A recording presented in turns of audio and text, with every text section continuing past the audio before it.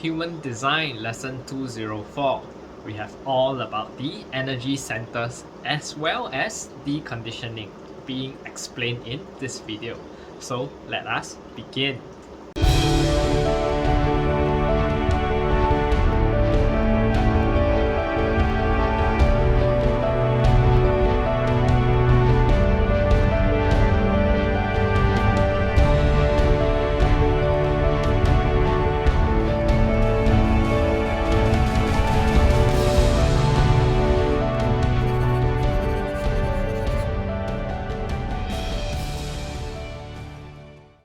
Om Shanti, my name is Garret. Before I start the topic off, please make sure you guys remember to hit like, subscribe and comment your learnings in the comment section below.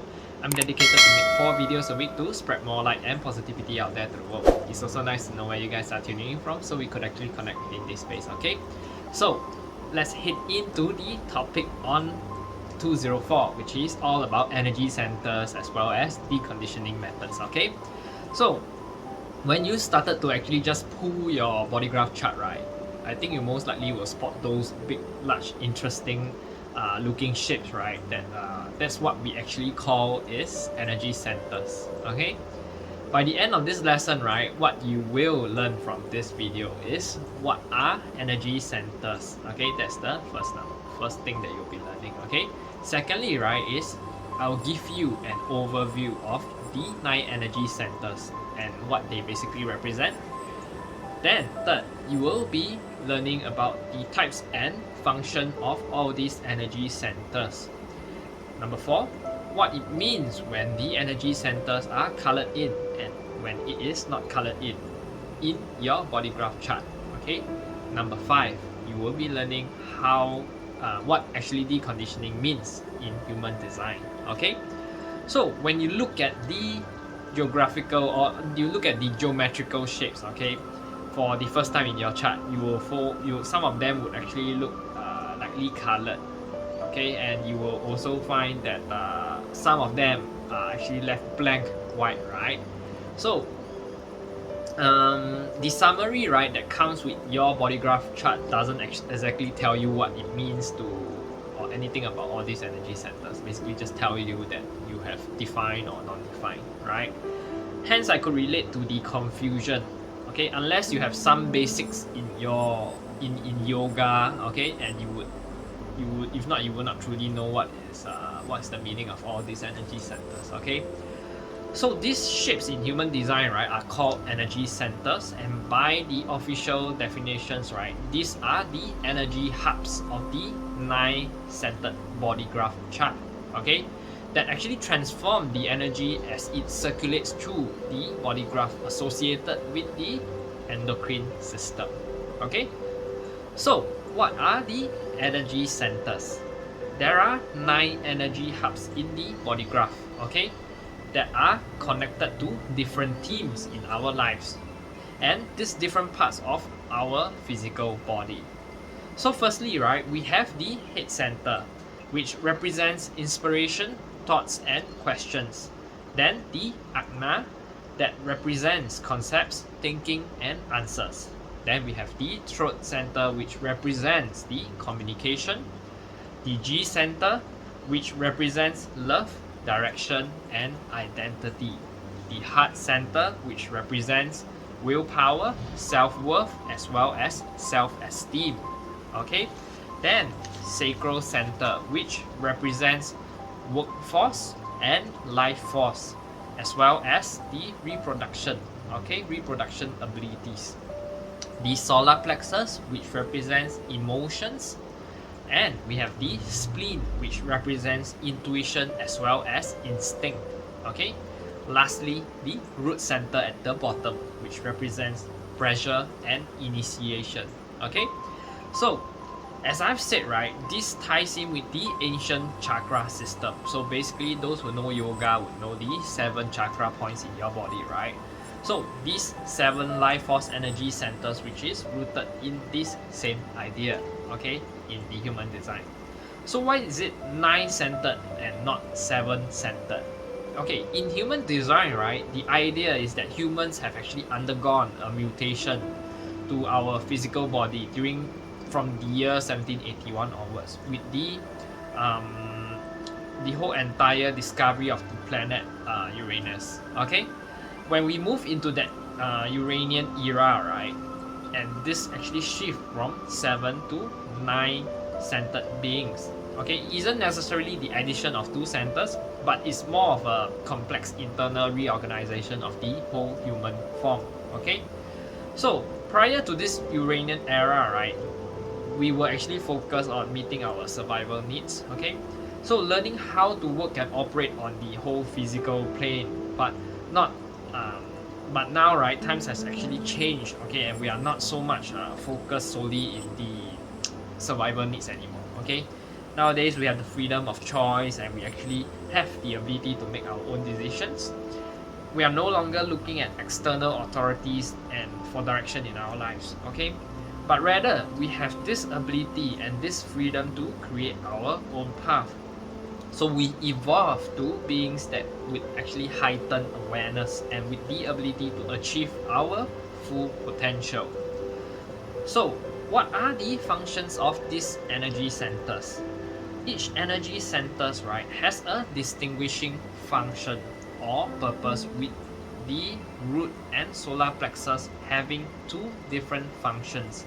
And in total, there are 5 different functions, being the manifestation functions, the pressure functions, the awareness functions, the motto and identity functions. Okay, so starting with manifestations, the manifestation function, right, is for the purpose of transforming and transmuting our energy into form. Okay, and there's one energy center that functions for manifestations, and that is the throat center here. Okay, this is really what gives us the energy, a voice, in other words, a means to physically manifest and verbally communicate our human intelligence to somebody else. Okay, the throat center is the central hub where all energy is flowing within us, which is being pushed towards in order to manifest into form.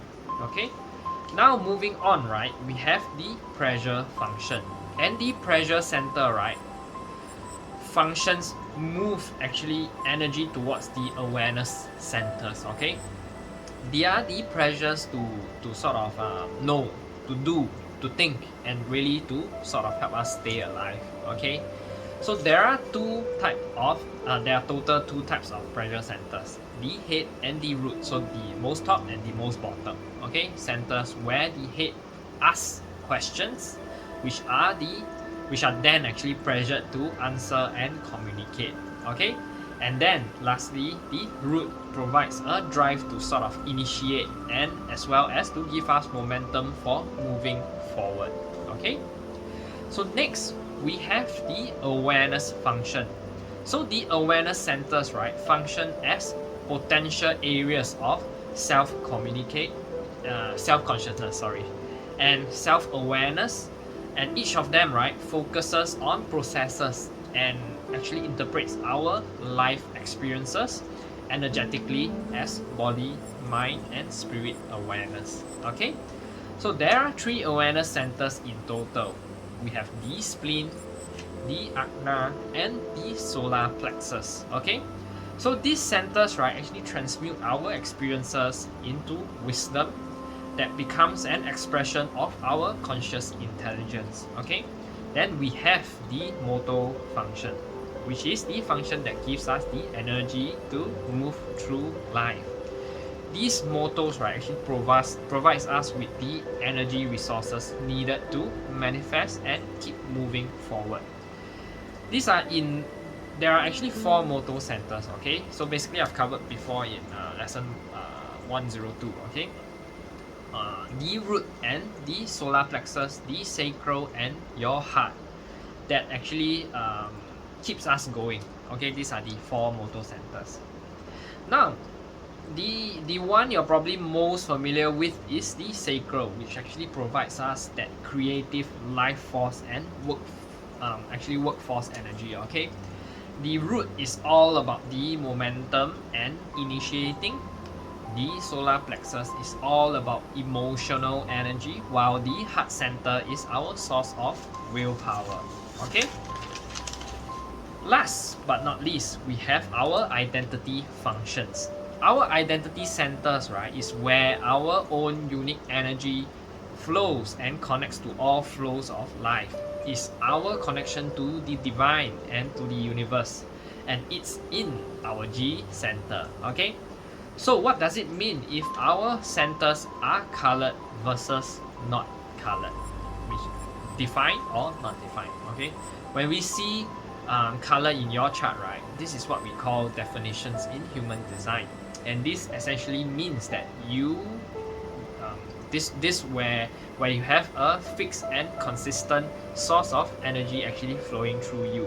And when you're defined in a particular center, right, you have a consistent flow of energy in that area of that center. Okay, so this consistent flow of energy, right, more or less actually creates a buffer or a shield, right, that protects you against any outside influences and conditioning from other people.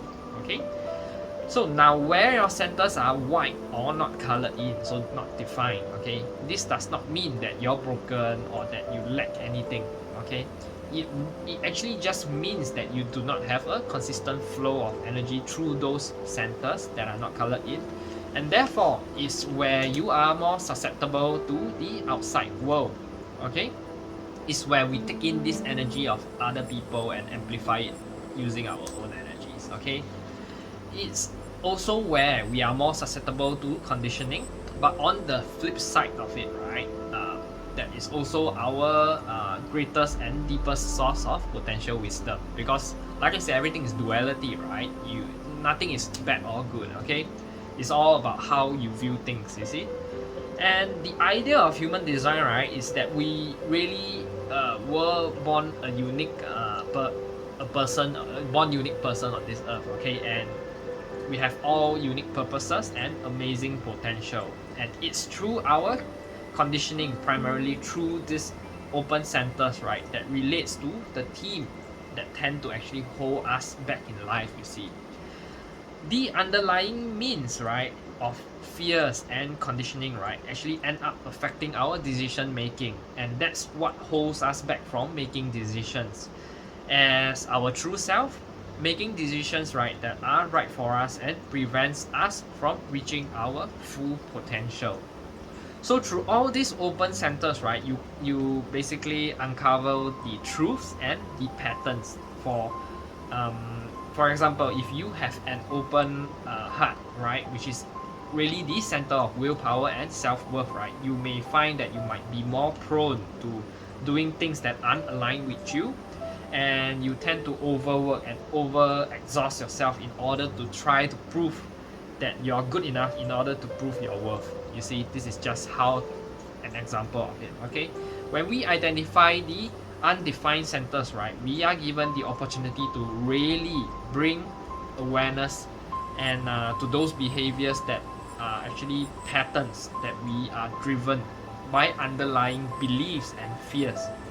Okay, so that we can change them, because it's the fear-based action that we actually take through our open centers, okay, that are the source of resistance that actually we create and sort of face throughout our whole lifetime, okay, without the understanding.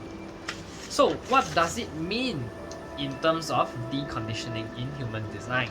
Okay, so when it comes to experimenting in human design, right, there is an emphasis on deconditioning from our undefined centers. So in other words, right, deconditioning is actually programming from the external conditioning that is heavily influences of our decision making process, so that we can actually begin to make our decisions that are both authentic and correct for us. Okay, the idea, right, is that by implementing the two primary human design tools, your strategy and authority, right, as you move throughout your life, right, you start to begin to make a habit of making the right decisions for you, to actually get into alignment with your true authentic self. And it's really through implementation, right, and repeated practice that you can peel away all those behaviors that sort of hold you back, and that actually cause unnecessary stress and exhaustion in your life. Okay, of course, right, in my opinions, right, you need to sort of combine these practical tools offered by human design with your own self-healing techniques, your own spiritual practice and mindset management work, right, that will be actually most effective in the help of deconditioning and sort of embodying your most unique, authentic and empowered self. Okay, and of course, if you're wanting to sort of get the extra help to understand your own chart, right, and energy centers, of course I'll be more than happy to help you, because I do offer a one-to-one human design reading. Okay, and this would actually take through Zoom with a 60-minute video call, and you will get a 30 page detailed human design chart analysis for your own learning and reflection, and you could keep it with you so that you could reflect back time and again. Okay, so I really did want to end this video off with sort of a reminder for you guys, okay, that all of us are different. We must all know that you can't find anyone in the world that looks like you or is similar to you. Okay, we all have a different combination of defined and undefined centers, and there's no combination that is better than anyone or another. We all are here to play a unique role on earth. Okay, the whole idea, the whole beauty of human design, right, is all about understanding what it makes us different so that we can live our unique selves. Okay, and adapt to the understanding that is really understanding that we take in conditioning that is not authentic to us. Okay, so that we can understand how it actually means and most influence our behaviors and actually prevents us from becoming more of ourselves, the true selves. Okay, so to summarize, right, what I've covered in this whole video, right, you probably learned that what our energy centers are. Okay, I've went through an overview of the 9 energy centers and actually what they represent. So you learn the types of functions of the energy centers and what it means that that they are colored in and not colored in. Okay, lastly, a brief explanation of what deconditioning means. So I hope you learned something from this video, and please remember to hit like and subscribe. I'm ending this video off right now. Om Shanti.